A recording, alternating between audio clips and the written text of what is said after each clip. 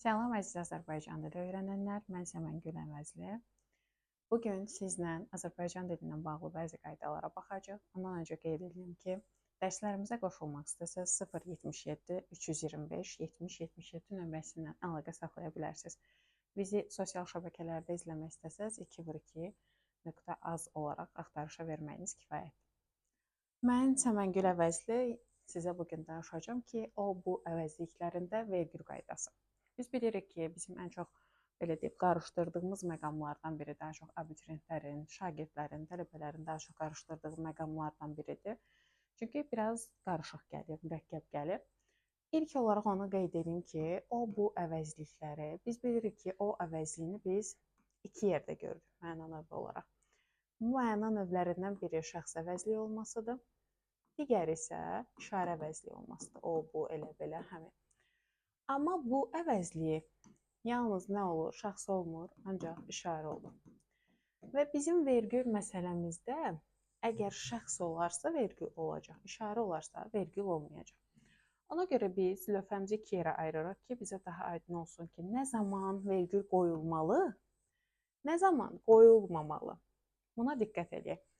Birinci növbədə vergülün qoyulması üçün başlıca şərt odur ki, o bu əvəzliyi cümlədə mübtəda rolunda olsun. Mübtəda rolunda olsa, deməli, hansı suala cavab verəcək? Kim, nə sualına cavab verəcək? Yəni, birinci bu şərti ödəməlidir ki, biz orada vergül haqqında söhbət gedə bilsin. Ondan sonra baxacaq ki, biz ondan sonra nə gəlib? Mən vergül qoyum, yoxsa qoymuyorum?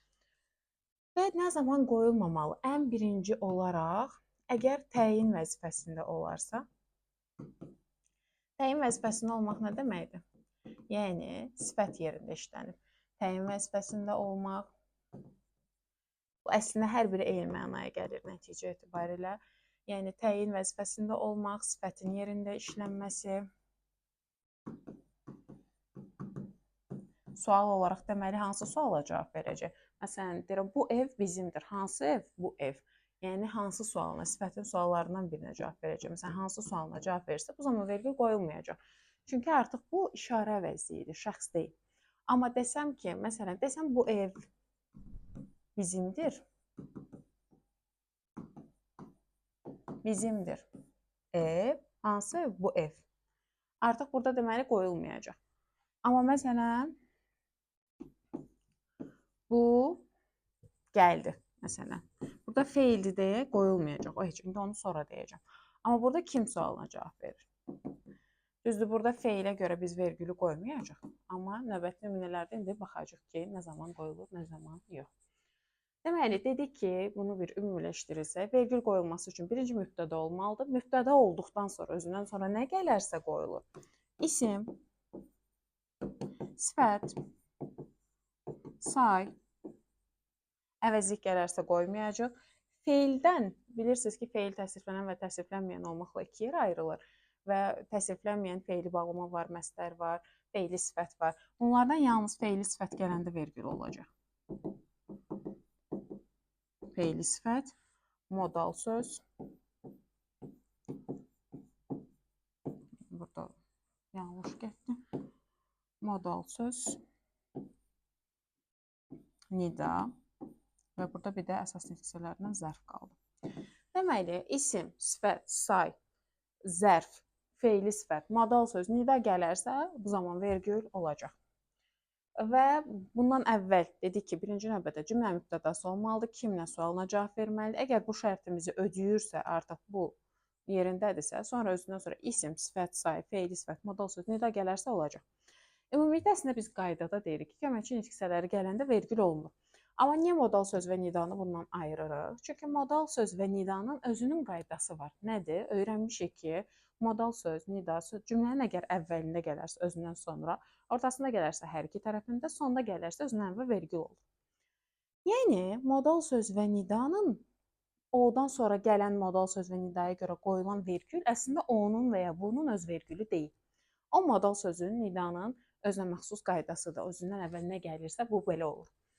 Deməli, isim, sifət, say, feili sifət, modal söz, nida. Bunlar gələrsə heç bir problemimiz yoxdur. Nə zaman vergül qoyulmur? Təyin olması heç. Bu ayrı bir məsələ. Bir də mübtədadır.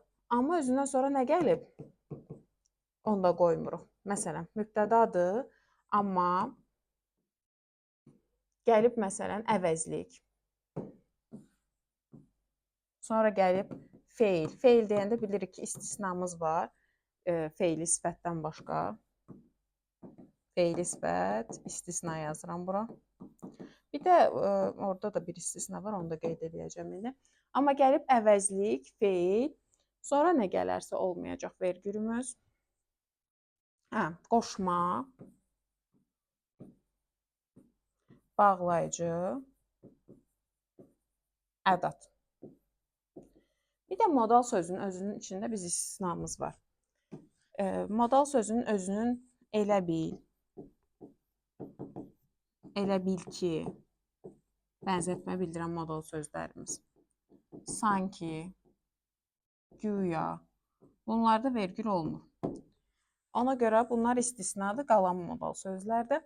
Burada da dedik ki, əgər əvəzlik gələrsə, feil gələrsə, qoşma gələrsə, bağlayıcı gələrsə, ədat gələrsə, bu zaman nə olacaq? Bu zaman bizdə vergül qoyulmayacaq. Deməli, bu hissə vergülümüzün qoyulmadığı hissədir, bu hissə isə vergülümüzün qoyulduğu hissədir. Bu qaydanı ümumiləşdirsək, o bu əvəzliklərindən, əgər o bu cümlədə mübtəda rolundadırsa, özündən sonra isim, sifət, say, zərf, feili sifət, modal söz, nida gələrsə vergül olacaq. Modal sözdən sadəcə elə bil ki, sanki güya ki, modal sözlər istisnadır. Nə zaman vergül olmur? Birinci növbədə təyindirsə, ümumiyyətlə onu unuduruq. Yoxdur vergülü. Cümlədə yəni sifətin yerində işləmirsən, hansı sualına cavab veribsən. Və bir də mübtədadır, amma gəlib özündən sonra əvəzlik, feil, qoşma, bağlayıcı, ədat bu hallarda deməli bizim vergülümüz olmayacaq. Növbəti olaraq keçdik. Burada nümunələrimiz var bəzi müəyyən eləmək üçün. Atamın yaxın dostudur. Bu bilirsiniz ki, 3-cü nöqtənin söz birləşməsidir və cümlənin xəbəridir. Kim o? Kim sualına cavab verdi? Özündən sonra nə gəldi? Ata, yəni isim.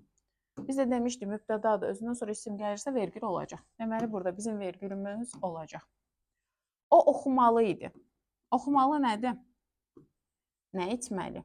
Feildir, düzdür. Biz demişdik ki, ancaq feili sifətdə olmur da vergül. Nə etməli? Onda feil olduğuna görə, cümlənin xəbəri olduğuna görə vergülümüz olmayacaq. Burada da dedik ki, olmur. Qoyulmalıdır, yoxsa qoyula bilər. Aha, bunu nəyə görə yazmışam bura? Biz bunu fərqləndirməyimiz üçün. Testlərdə siz bir çox hallarda görəcəksiniz ki, belə bir testlə qarşılaşırsınız. Biri var qoyulmalıdır, biri də var qoyula da bilər, qoyulmaya da bilər. Nə deməkdir bu? Məsələn, qoyulmalıdır deyirsə, deməli ki, bu mübtədadır, məsələn, özündən sonra isim gəlib və cümləni yalnız bir cür başa düşə bilirik də, başqa cür başa düşmürük. Məsələn, o səyahətdən yorulmayıb. Yorulmayıb kim? O, düzdür. Bu mübtədadır. Kim sualına cavab verdi, özündən sonra isim gəldi.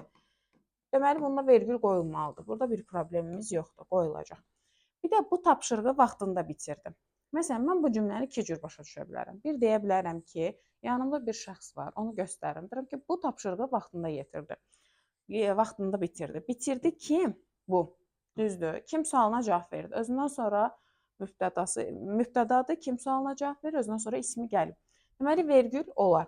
Amma mən bu cümləni başqa cür də başa düşürəm axı. Bu tapşırığı vaxtında yerində yetirdi. Deməli, hansı tapşırığı? Məsələn, biri var, mən bu deyib insanı nəzərdə tuturam ki, bu şagirdim, məsələn, bu vaxtında yetirdi. Kim bu? Bir də var, bu tapşırığı, hansı tapşırığı? Əgər bu halda olarsa, bayaq dediyimiz hansı tapşırığı, hansı suala cavab verərsə və təyin olacaqsa, onda artıq vergülümüz olmayacaq. Mən deməli, axtaranda bu cür cümlələri axtarmalıyam. Əgər mənə deyirsə ki, qoyula da bilər, qoyulmaya da bilər, mənə lazım olan o cümlədir. Məsələn, deyirəm, bu yeni binada yaşayırdı, bu yeni binada yaşayırdı. Məsələn, orada iki cür başa düşə bilərəm. Bu yeni binada yaşayır. Və deyirəm ki, bu yeni binada, hansı yeni binada? Və yaxud o bağda işləyirdi. Kim o? Bir də o bağda işləyirdi. Hansı bağda? Belə. Sonra bir də əvəzlik gələndə vergül qoyulmur dedik, düzdür. Biz bayaq əvəzliyi harda yazdıq, gördüyünüz kimi burada. Bir də bir məsələ var ki, biz qaydaları bilirik, amma məntiqindən də fikir verməliyik. Məsələn, testin üzünə baxıb, hə, odan sonra əvəzlik gəlib, vergül olmamalıdır, vergül varsa yanlış götürüm, bu artıq sizi birbaşa çaşdıra bilər. Mənaya fikir verməlisiniz. Məsələn, nümunə yazmışam burada. O, sən və Mir Mehdi orada idiniz. Orada dediniz kim? O. Kim? Sən? Kim? Verməkdir. Biz bilirik ki, eyni suala cavab verən, sadalama intonasiyası olan, eyni cümlə üzvü olan sözlərimiz var. Hansı ki, adlanır həmcins üzvlər. Və biz bilirik ki, həmcins üzvlərin arasında sadalama intonasiyası olur deyə vergül qoyulur. Yəni, burada əvəzlik gəlib, vergül də yerindədir, doğrudur. Niyə? Çünki həmcinslik var. Niyə? Çünki sadalama intonasiyası var. Yəni, bu məsələlərdə diqqətli olmalıyıq. Ümumi olaraq dediyim kimi, fərqləndirmək üçün fikir verməliyik. Mübtədadır yoxsa təyindir. Mübtədadırsa baxmalıyıq özündən sonra gələn nədir? Bu şəkildə müəyyən eləyəcəyik. Və diqqətli olmalıyıq ki, bizə dediyi kimi, biz bu cümləni iki cür başa düşə bilirik, yoxsa yox. Əgər iki cür başa düşə bilirsə, qoyula da bilər, qoyulmaya da bilər variantına uyğun gəlir. Qoyulmalıdır, o deməkdir ki, mən onu başqa cür başa düşmürəm.